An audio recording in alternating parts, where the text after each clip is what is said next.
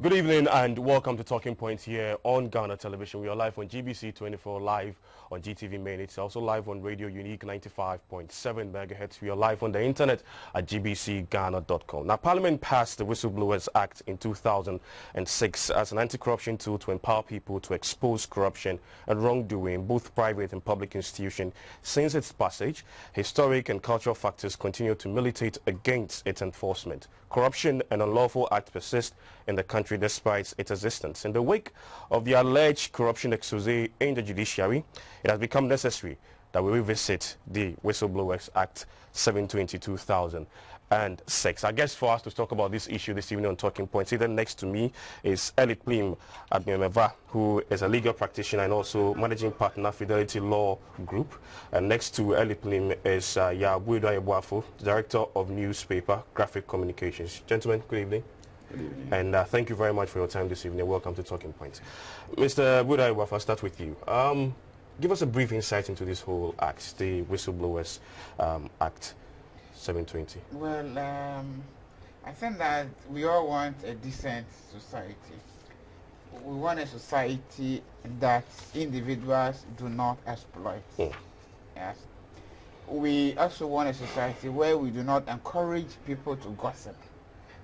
Sometimes because somebody doesn't like somebody, they may want to frame you and all that. Yeah, but the intention behind the Whistleblowers Act was to encourage individuals who may have foreknowledge about either that some crime has been committed or a crime is about to be committed or that a crime is likely to be committed.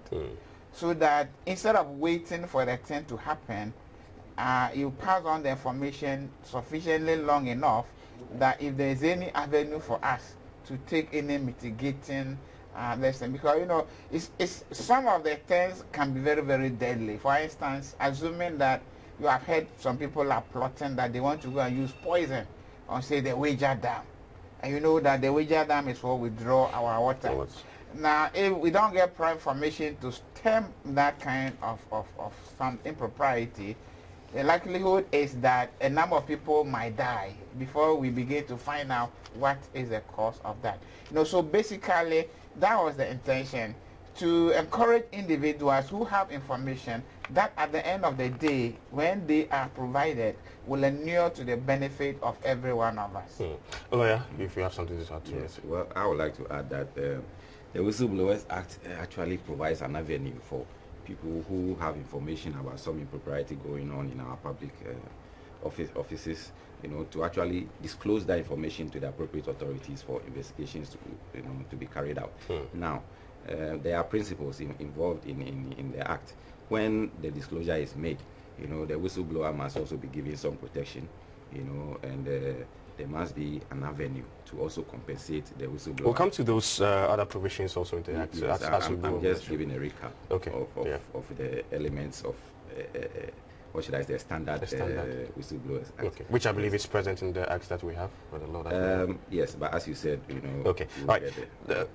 Mr. Boadu-Ayeboafo, looking at the objective or the intention for this whole act, does it look like we are working towards it? Does it look like we are gradually getting to the objective? The difficulty is that our society is a very closed society, and so therefore sometimes people are not encouraged or motivated enough to offer, because either that you are dissuaded or persuaded from doing that, because most of the time, instead of thinking about the general interest, sometimes we think about what will happen to that other person.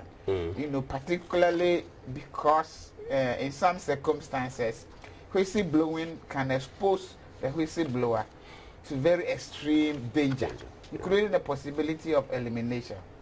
And our history also, where in some instances people have gone to the police as informers, and the next moment, everybody knows who that informant is, when issues should have been treated with some kind of confidentiality and all that. It makes people very much afraid. And so it has not encouraged as many people to openly come out with information the way that it has been intended, And then because also of the danger of gossiping, But I remember one particular case that happened was in Kumasi with the management of the Kumasi abattoir, where there were a lot of connivance and all that. And in the end, the whistleblower, they were sacked, and it was some big tussle, getting them reinstated. Now, if you go through that kind of development, or if you are a witness to that kind of incident, and then you would think twice before you proffer information. But the argument too is that, there's a law now to protect such people. There's a law now to let them know exactly what to do and how to go about it. We have lost Ghana. We look, if it's a question of law, we have all laws that will make our society one of the most decent societies that you can ever find anywhere. We have a problem about implementation. Because you might have heard about instances where, say, serious criminals have gone to prison, and when they have come back, they have walked to some other people's homes to say that you are here, that you are the one who went there to tell people about me. You wait, let me go and come back, and when I come back, I will deal with you. In circumstances of that nature, the law cannot protect anybody unless we as a people put in the necessary measures that will give meaning to the enforcement of the law. But sometimes, what is it if I can also benefit indirectly? People are willing to surrender that, and so that is where the problem is. And I think that we need to look into that law and make better provision so that people who give us those kind of information will be properly... Better provisions, so means that the ones that we have in this law is not so strong. I'm talking about giving functionality to the West, because the West by themselves, this is a piece of paper, right? It is we, the human beings, who can give meaning to it. And for as long as we are unwilling, because sometimes you become an enemy of everybody, because they say, you are the cause of that. It has not been for you. You see, we are not looking at the good or the profit that will inure to all of us, and we are looking at, because you expose somebody and somebody lost his job, so how does it benefit you? And we are not looking at the greater benefit to us as a society. But with time, hasn't this changed? Are we not gradually moving on? It has not gone the way that it should, because this law was passed 2006 and we're in 2015. How many instances have you heard about people doing that and all that? How many times have we not heard about criminals marching to people and beating them because they had been informed that they were the ones who betrayed them? Lawyer, about whether we are really working towards to really attain this objective set up for this whole law. You as a lawyer. Yes. Well, I would say that what Mr. Yaw Boadu-Ayeboafo has said is true in part, and the law was passed in 2006, and I would say the Attorney General was made the administrator of the act. But it looks as if we went to sleep. Certain structures that were supposed to be put in place, like specific office to deal with or to receive whistleblower information and all that were not set up. So it's problematic. We need to let people know that the act exists, create accessible means for them to report, and also the act creates a fund, for compensation of those who actually disclose impropriety and other illegality and all that. The fund, one does not know whether it's operational or not, so all these are issues that must be looked at again, for a possible reform of the legislation. In the UK, for example, the whistleblower is allowed to, what should I say, disclose the information to various sectors. So, for example, if you have an information of impropriety, you want to disclose an impropriety in the energy sector, for example, the law directs you to, the energy ministry or some other institution in the energy sector, so that, it is segregated and decentralized, and made more accessible to people. And so that the Attorney General, for example, will not be overwhelmed with, what should I say, whistleblower disclosures, So we need to look at the administrative aspects of the act. seriously. Yeah. The bit about confidentiality, which Mr. Boadu-Ayeboafo talked about, Yes. in which cases would you strongly stand by saying that don't disclose this to whoever is involved? I mean, if you look at Section 6.3 of the Act, which I could say is that where a person to whom the disclosure is made fails to keep confidential and disclose, the person commits an offense and is liable to summary conviction or fine not less than 500 penalty units, and goes on.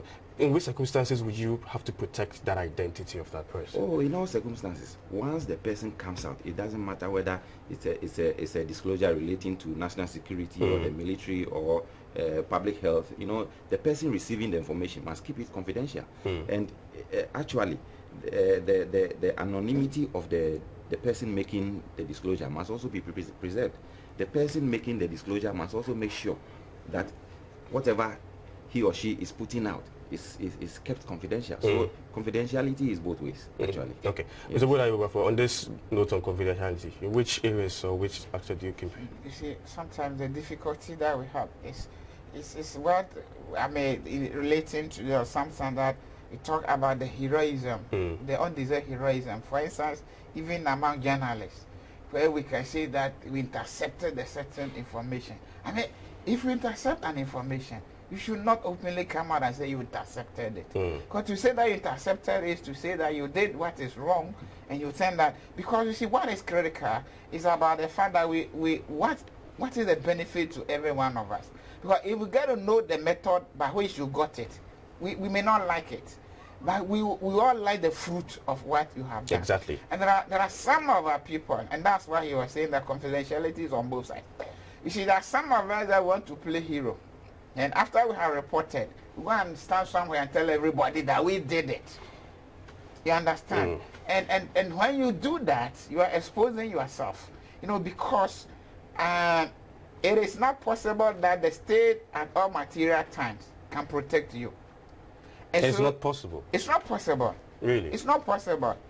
Because, listen, I mean, if you went there to disclose the matter, say you went to the Attorney General's office to disclose the matter, and they are keeping it confidential. So at their level, they know that nobody has gotten that information.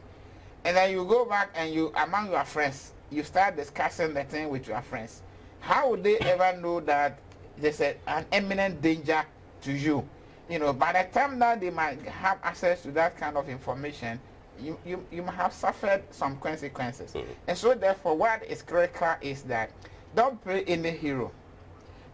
You see, what you are doing it for the good of every one of us, but we also need you. We need you to be a living person, because there may be some time that they need further clarification on the issue that you might have reported, and you are not there to give them the clue, and that may hinder in further investigations and all that. And then on the part of the sources who are receiving that information, and that is very, very critical, because it is public office, and if it is not even public office, like I guess a head of family or something, you know, you should know that the life could be potentially in danger, and therefore keeping your mouth shut over that particular matter until you have investigation have been concluded and you have established the foundations. It's not about giving undignified indemnity to people. No, because if it is established that they are charlatans. Because the thing that we want to avoid is what they want to peddle, and they are peddling falsehood. They are endangering other people. They are exposing people for nothing. They themselves have to be dealt with, you know. And so therefore, I mean, it is good that both ways, the one who received the information as well as the one who is whistleblowing, keep confidential the matter until it gets to the stage that the anonymity of the whistleblower can no longer be traced. You know, because if somebody should give information about me, and I know that I had discussed it with only him, when it comes up, is a likely target. But if you have kept me so distant, and you have come to me so many times asking me questions about this, about that, and then out of that I'm giving you clues from which you are probing and you are establishing it by yourself, then whoever told you may no longer be material, because you will have independently established the information that I initially gave you, and therefore you can easily protect me and probe further based on what you have discovered. Under the current expose that we the judicial corruption, though. Have we taken care of confidentiality within this whole expose? I personally, I think that the way that the matter was handled, I think that I do not see it confidentiality. I have said. So personally, we've even gone against the law. I thought that the judicial service should have been a little more circumspect, because if the matter was brought to them, and they understand that, because on the basis of what they received alone, it may not be sufficient enough to achieve whatever that they intended and that they needed to do further investigations. Then they should have kept some confidentiality over that matter and done their own probe. Because, for instance, the case of where we hear that some magistrates whose names were mentioned had not even served in these areas, and this could have been preliminary destined. They would have been able to sift through all this. And so that by the time that the matter was becoming public, innocent souls were not having sacrificed along those who might have soiled their hands in some matter. I personally do not think that, they handled it the way that they ought to have. And the whistleblower too within confidentiality? The whistleblower? Yeah. Listening to your earlier explanation. Now, the point that I'm saying, I don't know, from which source the information leaked, okay? And so therefore, but I'm saying that there should have been a little more circumspection in the way that the matter has been handled. Because, you see, when the matter comes into the public domain, it becomes very difficult to control it anymore. Because all manner of prejudice will come in, positive and negative. And everybody will be saying their own thing. There will be those who will be defending the judges, there will be those who will be defending the system. And we could have avoided all this if they had kept that initial information more confidential and done further investigations. Based on which investigations, they could have provided independent proof of some of the claims that were initially recorded. So listening to what you're saying, it's fair to say that the judicial service went against that provision in the Act. Well, Section 6. Yeah, maybe we go further. We want to find out whether that could also fall under the whistleblowing per se, because maybe there were other things. Because technically, the whistleblower appeared to be a very passive observer of things and might not directly be involved in some of the issues that might come up. Okay. Well, you want to say? Yes, if I may add to what he has already said. Confidentiality is not being, or should I say, demanded, for its sake.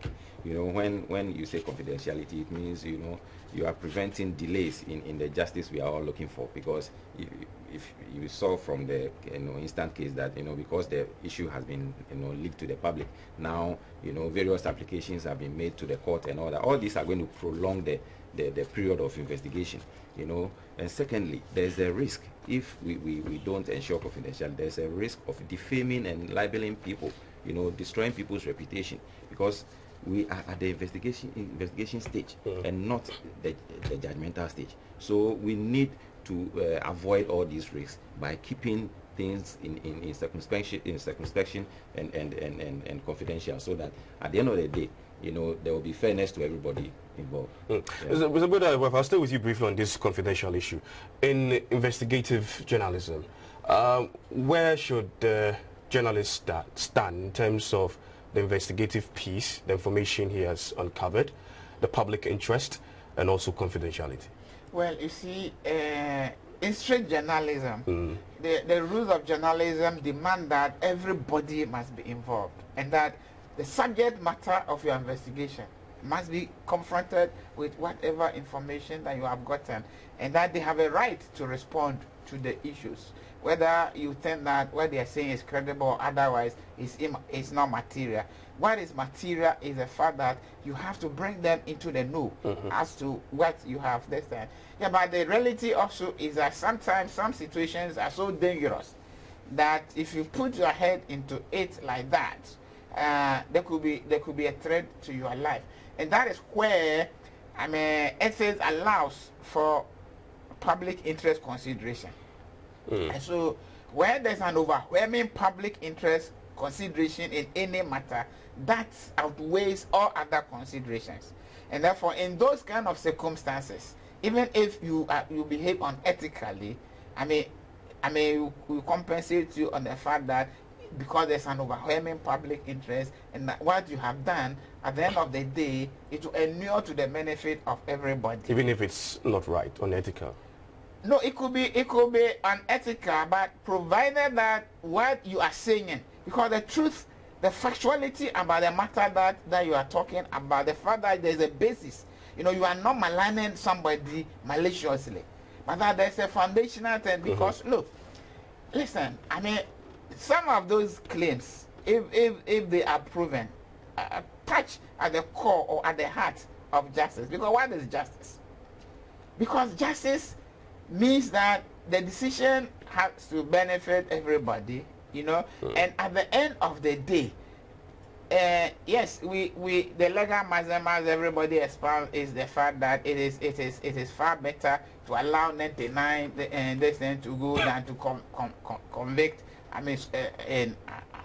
somebody who has not done anything. You understand? But the important thing is that, look, at the end of the day, what is the benefit to society from the things that you are doing?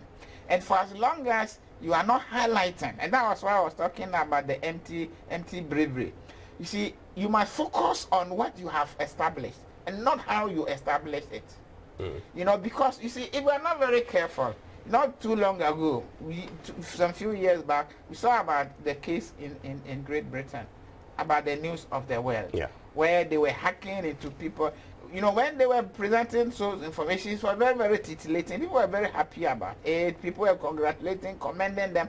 The moment that they got to know their methodology, everybody gave up, And so finally they dissolved. The newspaper had to cease to exist and all that. So at the end of the day, we must know that we are working in the interest of people, but we cannot sacrifice people to work for other people. And so, the position of the law has always been striking a balance between the rights of the individual as against the interest of the larger society. And so where the individual may suffer unjustifiably, then there's no public interest there at all. But if society will suffer consequentially, then the individual has to be sacrificed. So if it's unethical, but society will suffer, no, then that's it's why okay. I say that where there's overriding public interest, and that one, the whole public can tell you whether whatever you have done is in their interest or otherwise. The public are the better judges as to whether the issues are of public interest or not. Because there are also other arguments that if it's unethical, but it benefits the public, then that's okay. That's what I'm saying. But my follow-up question to that is, does it mean that we can't use ethical means to arrive at the same conclusion? No, it does not mean that. But where using orthodoxy will create some danger, and the information will finally not get out, then you can use undercover means to get that information. For instance, assuming that there's something going on at GBC, and if I come and I tell them that I'm a journalist, nobody will talk to me. But getting that information is in the public interest. And I come and I say I am somebody else, and people are willing to talk to me. It is allowed that for as long as what you are doing, it's not that you are doing that for your self-aggrandizement. It is not that you are doing that for people to say, hey, Ayeboafo there, he's bold, though, he's courageous. No, but you are doing that in the best interest of every one of us. And for as long as it is not for your personal interest, but for the collective interest, that is where breaching ethical rule we will gloss over that. Okay. But it does not mean that we will support it all the time. Okay. Well, some have also questioned the commitment of this whole law, looking at the role that the Attorney General plays in this whole Whistleblowers Act. Some are saying that, well, if you expect the Attorney General to play such a role, you might not have that commitment in fighting corruption, because most of the time some of these corrupt practices are unearthed from public institutions, and then you have governments that's supposed to stand in and defend some of these things. Then you have the Attorney General who's playing this critical role in all of it. You share the same thoughts? That might be true, but also where we don't have any specific example.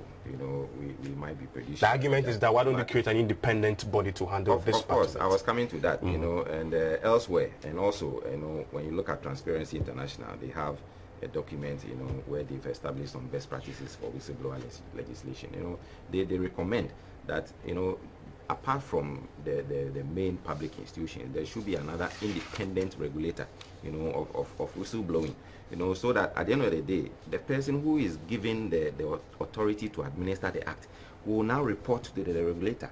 At the end of the year, there should be a report where the number of whistleblowing cases are outlined, how they were dealt with must also be stated, and the number of people who made those reports and all that. So actually, you know, it creates transparency. That extra body creates transparency, and it is needed. You know, I agree with you. That we should get an independent body to really handle this whole issue of whistleblowing. Yeah, yes. you know, it's part of this whole debate about even separating the Minister of Justice from the Attorney General, so that, because you see, inside the law, when investigations are conducted, the Attorney General can reject the report of the investigations or approve it or something. You know, so I mean, the situations where some of the things that have come up, and for instance, if you beyond whistleblowing and all that, take the Brazil probe and all that, and some of the recommendations that they made, and then the government saying that the individuals who handle certain things were mature people, and therefore they cannot hold the minister culpable for this, and where indeed the minister might have appointed them based on certain conditions that he knew with them and all that. And so you see that but they are mature people. Yeah, but they are mature people, but in other circumstances other people are held liable for whatever that their assigns or their agents do. In some other area, then you say, but they are independent people, they haven't complained.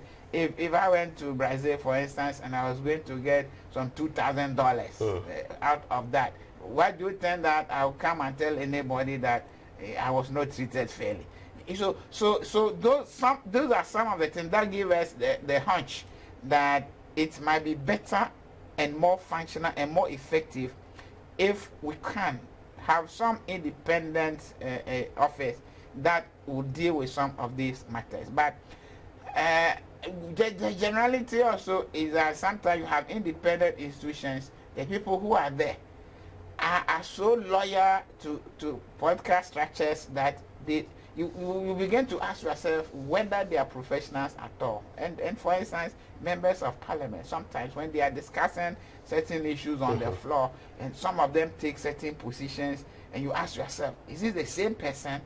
He's a lawyer and he's talking, and what he's saying is contrary to the law, and yet he's so forceful in doing that, you know. So so let's find that gray area. It doesn't give us the courage, but it does not also mean that there are some situations, because there are some situations that they are so clear that it becomes very, very difficult for whoever is there, for whatever political reason, not to do that. But to avoid that kind of danger, it will be better, from my perspective, if there was an independent office created to handle issues of this nature. Okay. Let's talk about the protection against civil and criminal action, which is under Section 18 of the Whistleblowers Act. And also comparing that to the confidentiality bit of it, if protecting this whole person, which obviously Section 6.3 talks that we should have that whole bit to be confidential. And again, in Section 18, we're talking about protecting the whistleblower. Further explanation to that, Mr. Boadu-Ayeboafo. Yeah, you see, the intention is that why should I die? Why should I be victimized? Why should I suffer? Merely because I want to protect the interests of everybody. At least everybody must recognize the role that I'm going to play and offer me. It is only after I prove that I didn't do that for anybody, but I did that for myself, that I can be dealt with.